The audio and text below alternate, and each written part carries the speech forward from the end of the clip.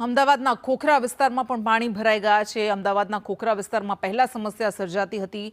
નવી drainage line નાખવામાં આવી અને તેમ છતાં પણ પરિસ્થિતિમાં કોઈ ફેરફાર નથી થયો। હજુ પણ સ્થિતિ ઠેરની ઠેર છે। 2 મહિના પહેલા નવી ડ્રેનેજ લાઇન નાખવામાં આવી હતી, ખોદકામ કરવામાં આવ્યું હતું અને ત્યારે લોકોએ એવું વિચાર્યું કે અત્યારે ભલે હાલાકીનો સામનો કરવો પડે, અત્યારે ભલે ખોદકામને કારણે આપણે પરેશાન થતા હોઈએ, પરંતુ નવી ડ્રેનેજ લાઇન નખાઈ જશે પછી તો કમસે કમ જળભરાવની સમસ્યામાંથી આપણને મુક્તિ મળશે। પરંતુ ના, એ મુક્તિ મળી નથી। નવી ડ્રેનેજ લાઇન નાખ્યા બાદ પણ પાણી ભરાવાની સમસ્યા ઠેરની ઠેર।